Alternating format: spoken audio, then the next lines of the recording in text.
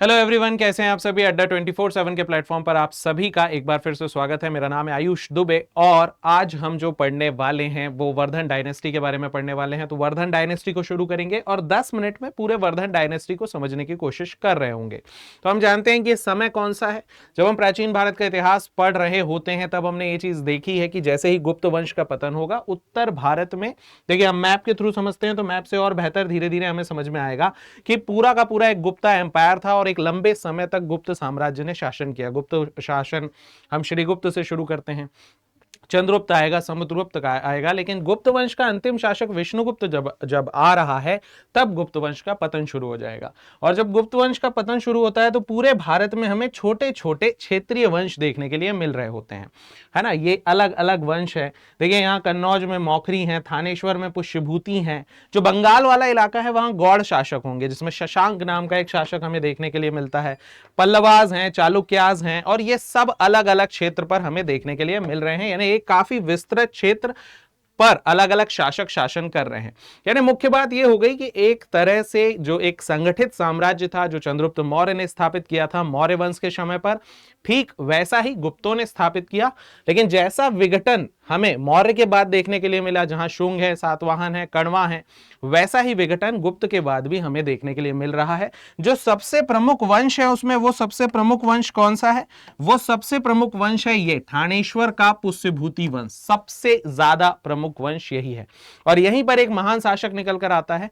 यही इसी वंश को वर्धन वंश कहते हैं ना, पुष्यभूति वर्धन इनका पूरा नाम है। और यहीं पर एक महान शासक निकल कर आता है जिस शासक का नाम है हर्षवर्धन। वर्धन वंश के इतिहास में कहीं ना कहीं हमें हर्षवर्धन और हर्षवर्धन से जुड़ी हुई चीजें ही पढ़नी होती है। यह पूरा हर्षवर्धन का क्षेत्र है। देखिए 606 से लेकर 647 के आसपास का यह पूरा समय है और यह पूरा हर्षवर्धन का एक विस्तृत क्षेत्र हमें देखने के लिए मिल रहा है। देखो आपको हर्षवर्धन दिखाई दे रहा होगा और काफी विस्तृत क्षेत्र पर पूरा हर्षवर्धन है।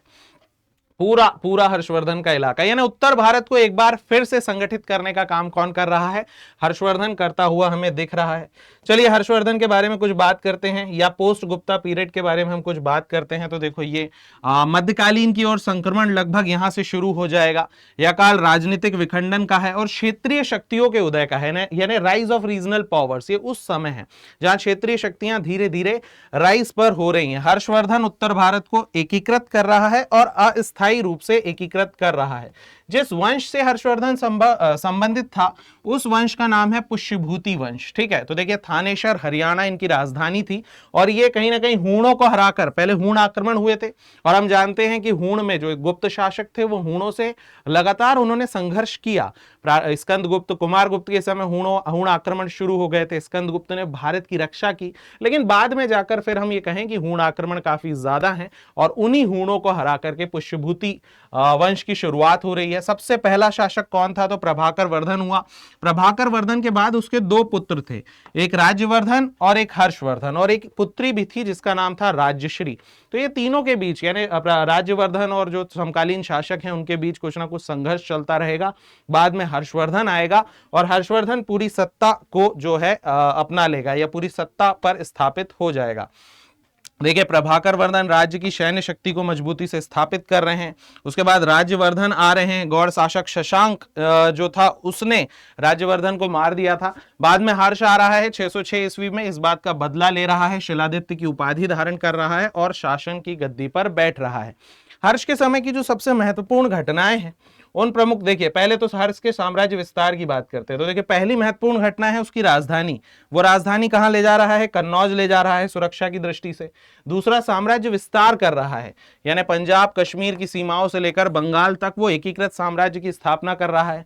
दक्षिण की ओर भी जाएगा, लेकिन दक्षिण में उसके साम्राज्य की जो सीमा है वो एक नदी बना रही है जिस नदी को कहते हैं मध्य भारत की या मध्य प्रदेश की जीवन रेखा। मैं बात कर रहा हूं भारत की 5वीं सबसे बड़ी नदी जिसे हम नर्मदा नदी कहते हैं। तो नर्मदा नदी जो है वो यहां पर हमें देखने के लिए मिलेगी और नर्मदा नदी ही हर्ष की दक्षिणी सीमा बना रही है।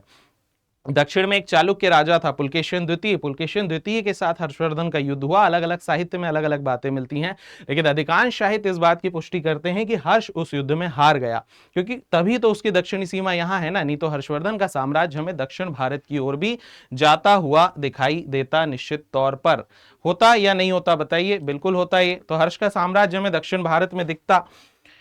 तो हर्ष के समय ये पूरा साम्राज्य विस्तार है। जिस युद्ध की मैं बात कर रहा हूं वो नर्मदा नदी के किनारे हुआ है। ये देखिए नर्मदा नदी आपको यहां मैप के थ्रू मैं दिखाता हूं, तो ये नर्मदा नदी का पूरा रीजन आ रहा है और ये नर्मदा नदी इसकी दक्षिणी सीमा बना रही है। नर्मदा नदी का इतिहास में बहुत कम उल्लेख होता है।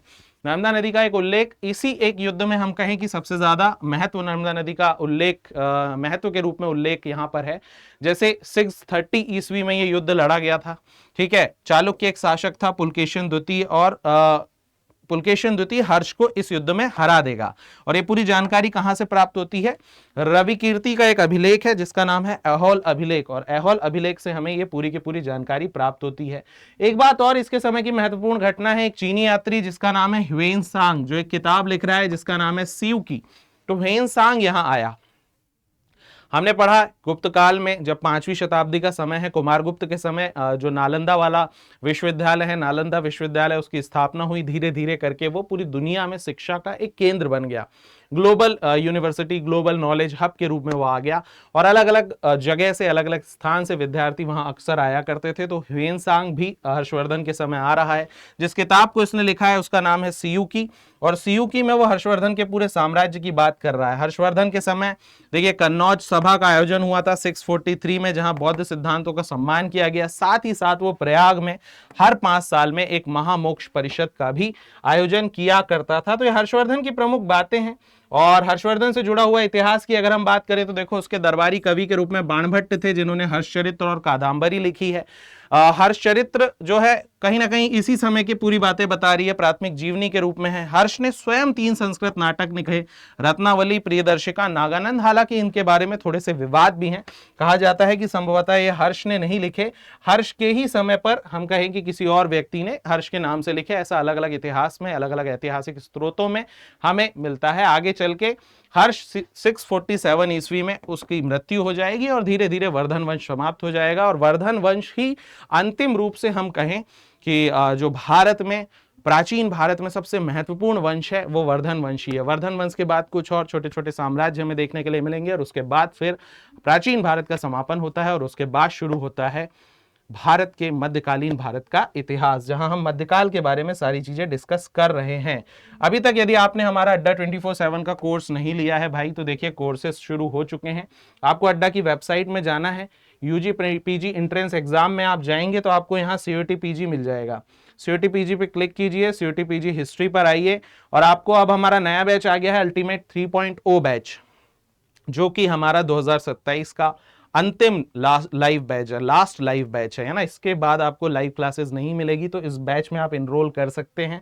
बैच की क्लासेस बहुत जल्दी शुरू होने वाली हैं, तो बैच पर आप इनरोल कीजिए। और जब आप बैच को जब भी देखिए, जो भी इसके प्राइजेस हैं, जब आप बैच को खरीद रहे होंगे, परचेस कर रहे होंगे, तो वहां पर आप क्या कर सकते हैं, आप मैक्सिमम डिस्काउंट के लिए मेरा कोड इस्तेमाल कर सकते हैं, जो है AD22। AD22 आप इस कोड का इस्तेमाल कर सकते हैं फॉर मैक्सिमम डिस्काउंट, ठीक है। जो भी प्राइस आपको दिख रहा है उससे ज्यादा।